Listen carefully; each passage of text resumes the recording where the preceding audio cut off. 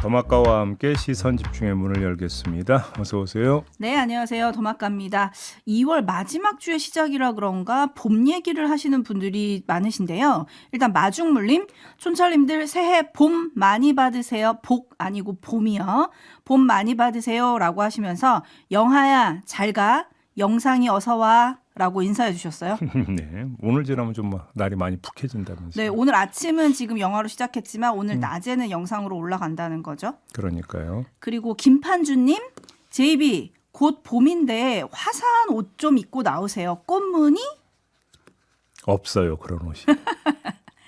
아, 혹시 선물하면 입으실 의향은 있으신 거예요? 꽃무늬? 뭐 하와이안 패션입니까? 여름에 한번 생각해 볼게요. 네. 네, 저도 선물은 생각해 볼 거예요. 네. 네, 626하나님. 오늘 저의 어머니의 91번째 생신이십니다. 어유 예. 67의 아들과 35 손자와 25개월 된 증손자가 함께 듣는 김종배의 시선집중. 오늘도 좋은 방송 부탁합니다. 아유, 다복한 가정이시네. 늘 행복하시기 바랍니다. 네. 네, 어머님의 91번째 생신. 와, 어머님 더욱더 장수하시길 바라겠습니다. 그죠? 그러니까요. 네. 네, 이렇게 춘철님들의 아침 인사 훈훈하게 전해드렸고 주말 동안 무슨 일이 있었는가 뉴스 챙겨드리겠습니다. 오늘 주목할 첫 번째 뉴스 어떤 건가요? 홍준표 대구시장이 그동안 일관되게 주장해온 것 뭡니까? 단 한 번도 명태균을 만난 적 없다 이거 아니었습니까? 네. 하지만 이 주장이 사실이 아님을 입증하는 사진이 공개가 됐죠. 민주당이 지난 금요일에 사진 한 장을 내놨습니다. 2014년 3월 중소기업 융합 경남연합회에서 개최한 제2회 창조경제 CEO 아카데미 조찬의 사진입니다. 홍준표 현 시장이 축사를 하고 무대 옆 단상에서 명태균 씨가 사회를 보는 사진이었는데 명태균 씨는 당시 중소기업 융합 경남연합회 사무총장이었다고 합니다. 그리고 오세훈 서울시장 역시 일관되게 주장해온 게 있죠. 명태균 씨를 2번 만난 게 전부다. 일관되게 주장해 오고 있는 거 아니겠습니까? 하지만 남상권 변호사가 지난주 목요일 저희 시선집중과의 인터뷰에서 두 사람이 송셰프에서도 만났고 청국장 집에서도 만났고 장어집에서도 만났다라고 밝혔습니다. 그러면 2번은 아닌 게 되는 거 아니겠습니까? 자, 일단 이렇게 간략하게 사실관계를 정리를 해드렸는데요. 홍준표 시장과 오세훈 시장의 대응에는 공통점이 있습니다. 이걸 한번 이야기를 해보죠. 어떤 공통점이 있나요? 공통점은 딱이라는 겁니다. 딱? 딱 끊어버린다. 이게 대응의 공통점이라는 겁니다. 홍준표 시장은 명태균 씨를 만난 적 없다고 딱 끊었고 오세훈 시장은 명태균 씨를 2번 만난 게 전부라고 딱 잘랐습니다. 자, 이 딱이 의미하는 바는 단호한 부인입니다. 그렇죠? 문제는 물리의 법칙입니다. 딱딱하면 깨지기 쉽다라는 겁니다. 자, 그 딱의 경계가 무너지는 순간 대응 또는 반박 기조 전체가 흔들려 버린다는 겁니다. 단호하면 단호할수록. 이게 문제라는 건데요. 자, 예를 하나만 들어드리겠습니다. 오세훈 시장은 남상권 변호사가 지난주 목요일 송셰프 청국장집 장어집을 언급하자 입장문을 통해서 제2의 생태탕이다 이렇게 규정을 한 바가 있습니다. 그 내용 저희 시선집중과 관련된 내용 뽑아가지고 음성대역으로 녹음을 했는데 한번 그대로 들려드리겠습니다. 들어보시죠.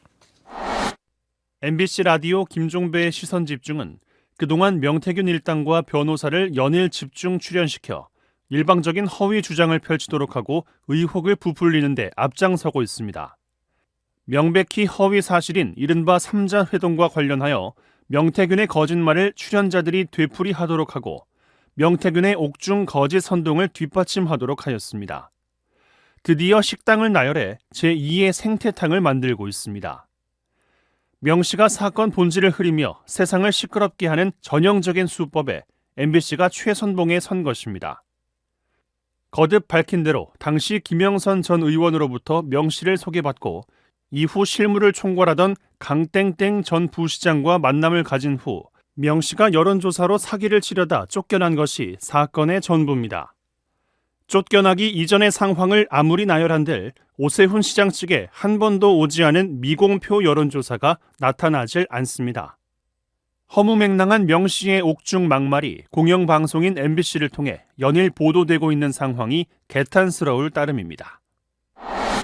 네, 자, 이 입장문에 송 셰프 청국장집 장어집에서 만난 적이 없다는 직접적이고 명시적인 부인은 없습니다. 다만 허위 주장, 허위 사실, 거짓 선동이라는 표현을 썼는데 그냥 이걸 부인으로 간주를 하겠습니다. 근데 하나 더 있습니다. 이종현 서울시 민생소통특보가 어제 언론 공지문을 돌렸는데요. 관련 대목 역시 음성 대역으로 녹음을 했는데 한번 들어보시죠. 명태균은 옥중에서 오 후보를 중국집을 비롯해 여러 번 만났다. 식당은 청국장집, 장어집이라며 식당 이름을 나열하기 시작했습니다. 본질을 흐리려는 시도로 보입니다. 그래서 오 시장 측은 이는 곧 제2의 생태탕 기도로 규정한 것입니다. 누구에게 주었는지라는 본질을 왜 피할까요? 자, 이 공지엔 허위 사실, 허위 주장이라는 표현도 없습니다. 다만 여론조사 보고서를 누구에게 주었는지가 본질이고 어느 식당에서 만났는지는 본질을 흐리려는 시도다. 이렇게 규정을 했을 뿐입니다. 자, 이 지점에서 포인트가 나오는데요. 만에 하나라도 송 셰프 청국장집 장어집에서 만난 게 사실로 확인된다면 오세훈 명태균 만남은 2번이 아니라 최소 3번이 되는 것이고 그 순간에 2번 만난 게 전부라고 딱 잘랐던 입장은 무너집니다. 그럼 그때 가서 오세훈 시장은 뭐라고 할까요? 그건 비본질적인 것으로 중요하지 않다. 이렇게 하고 넘어갑니까? 그러면 국민들이 고개 끄덕이고 그럴 수 있다고 넘어가게 되는 걸까요? 저는 이게 궁금한 건데요. 저희가 오세훈 시장 측에 반론 인터뷰를 요청을 해놓은 상태인데 만약에 인터뷰가 성사된다면 그때 한번 자세히 물어보도록 하겠습니다. 네, 토토로님 본질을 흐리려는 거는 누군가요? 라고 보내주셨고 경호날다님은 이분들의 만남의 기준은 무엇일까요? 라고 물음표 2개 보내주셨습니다. 네. 그리고 호랑이님은 홍준표 시장은 앞으로 대응 안 한다고 하던데요? 라고 올려주셨는데 지난 금요일이었죠. 홍준표 시장이 앞으로는 명태균 사기꾼 일당이 떠드는 허무맹랑한 소리에는 일일이 대꾸하지 않겠습니다. 다만 형사고소는 계속합니다. 이런 입장을 냈죠. 네. 그리고 이길자님, 그러면 오세훈 시장 관련해서는 식당 가서 확인하면 밝혀지는 거 아닙니까? 그러니까요. 라고 물어주셨어요. 그리고 현님은 딱 잡았대다가 딱 걸린 거짓말인가요? 제이비의 딱딱딱 범칙이라고 보내주셨는데 일단 오늘 인터뷰를 한번 진행을 해보고 오세훈 시장 측의 반론도 기다려보도록 하겠습니다. 네. 제이비타임즈 다음 주목할 뉴스는요? 12.3 계엄 때 국회 월담 진입을 거부한 소대장이 있었다고 합니다. 검찰 비상계엄 특수본이 지난해 12월 수방사 군사경찰단 특수임무대대장 업무 중령을 조사를 했는데 이 조사 과정에서 밝혀진 내용이라고 합니다.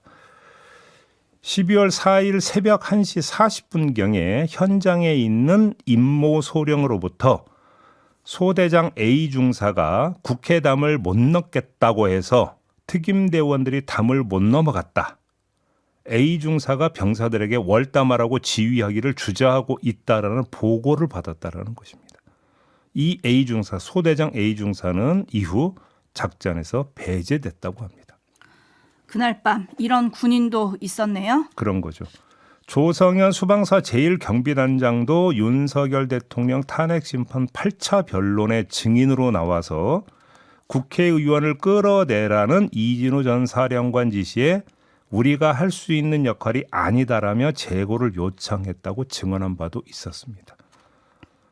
자, 현장의 일선 지휘관들과 윗선 사령관들의 모습이 참 극명히 대비된다. 이런 말씀을 안 드릴 수가 없는데 자, 그 이유는 계급의 문제도 아니고 지식의 문제도 아닐 거다. 오히려 원칙의 문제일 거다. 이 말씀을 드려야 될 것 같습니다. 옛말에 이런 말이 있습니다. 무엇이 정의인지는 몰라도 무엇이 불의인지는 안다. 이런 말이 있거든요.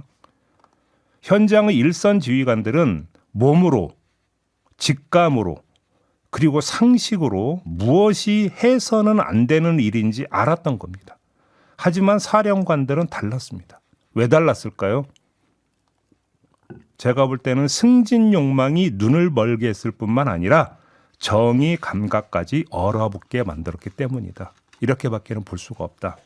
이 말씀을 드리겠습니다. 네, 1523님이 우국 충정들이 모래알처럼 모여서 나라를 지켰네요. 감사합니다라고 해주셨고 예. 담쟁이 넝쿨님은 대부분의 지휘관들은 연기의 달인, 현장 지휘관은 진심의 달인이라고 좀 정리를 해주셨습니다. 네. JB타임즈 다음 주목할 뉴스는 어떤 건가요? 경호처 김성훈 차장 관련 소식이 또 나왔는데요. 또 나왔습니다. 네, 지난해 비상계엄 직후 비화폰을 관리하는 경호처 직원에게 비상계엄에 동원된 군사령관들이 단말기 데이터를 삭제하라고 지시를 했지만 직원들이 이를 거부했다고 합니다. 그러자 보안 강화를 위한 것이라면서 거듭 유사한 취지의 지시를 내렸다고 하는데요. 그래서 경호처 직원들이 어떻게 했느냐?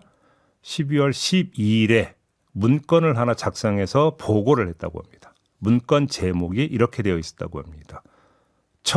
보안폰 보안성 강화 방안 검토 결과. 여기서 처라고 하는 게 경호처를 뜻하는 것 같은데요. 네.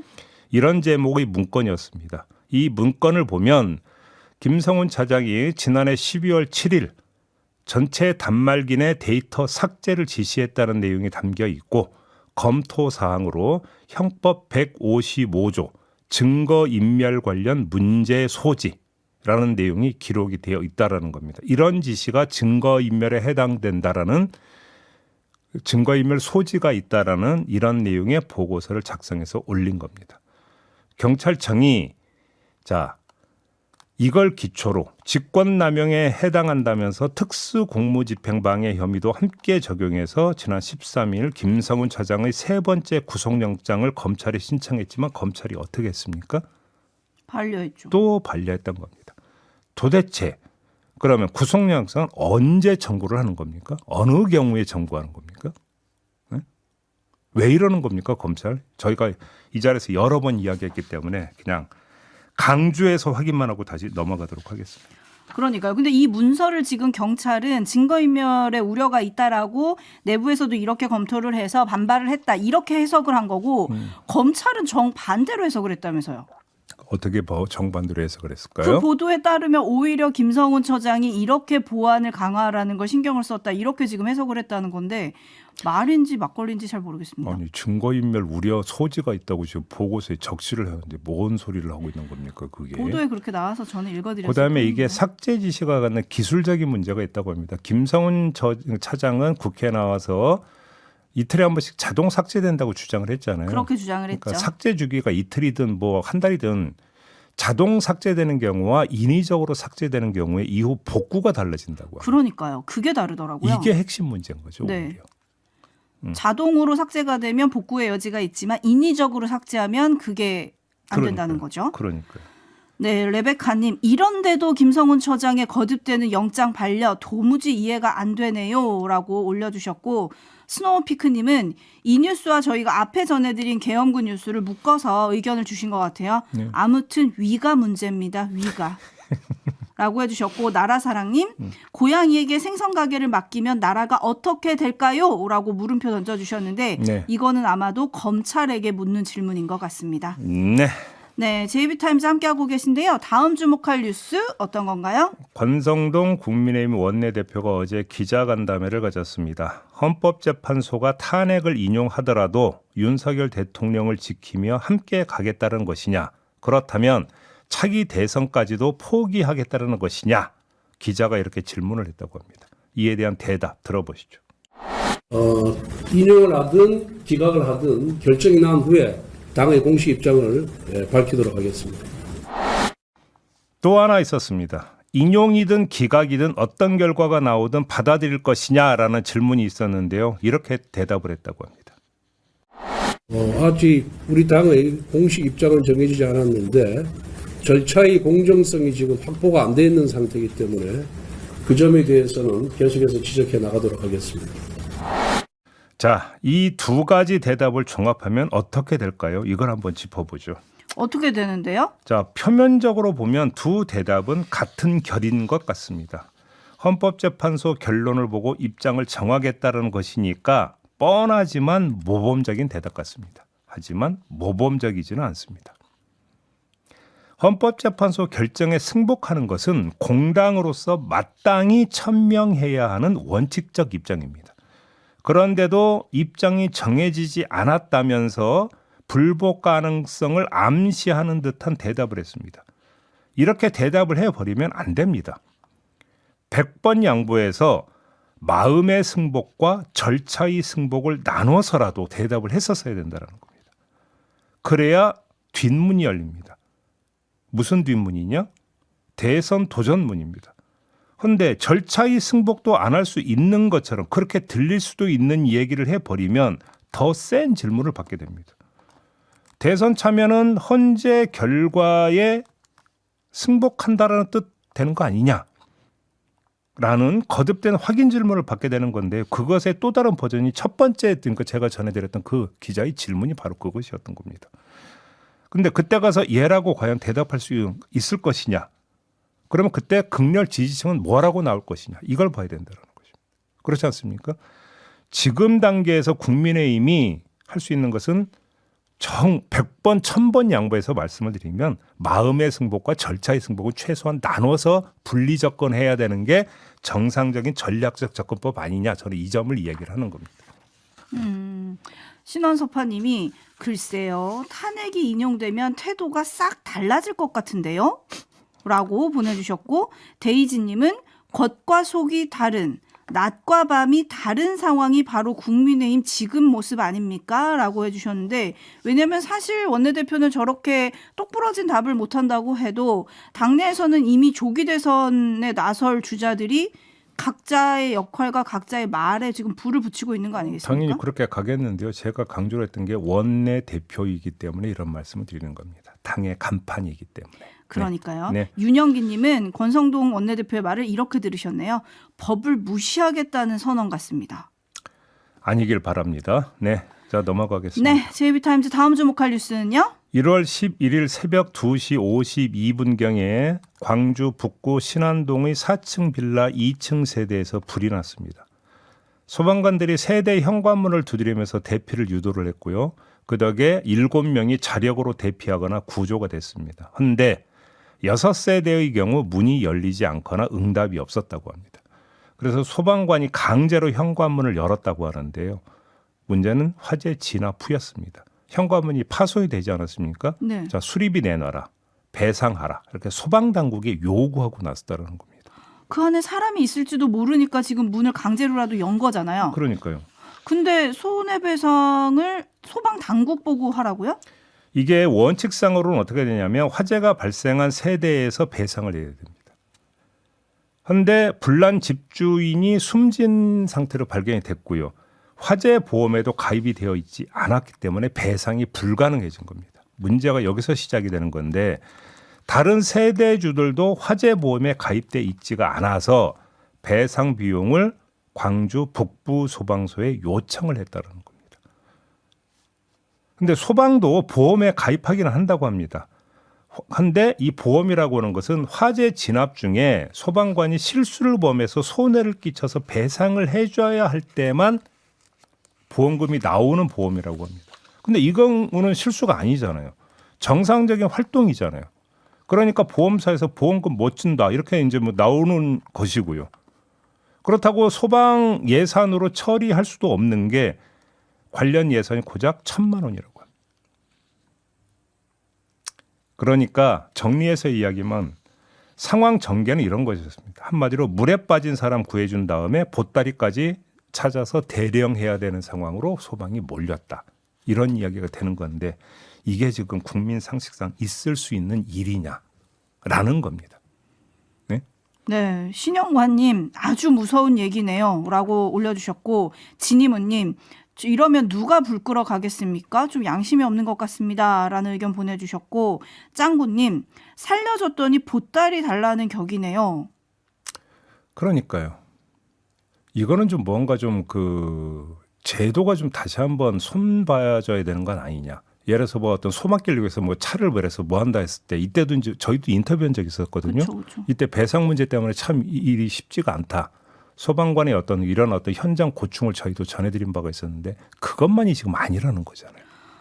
네, 황소뭉치님이 그냥 소방당국이 아니라 이런 건 국가에서 예비비로 배상 못합니까? 라고 올려주셨고 제도를 좀 바꿔야 되겠다라는 의견들 굉장히 많이 들어오고 있고 그렇습니다. 네오 언니님은 너무합니다. 그럼 불 끄기 전에 재산 피해가 있을 수 있다고 서명하면 불 끄고 구조 시작해야 합니까? 라고 좀 올려주셨어요.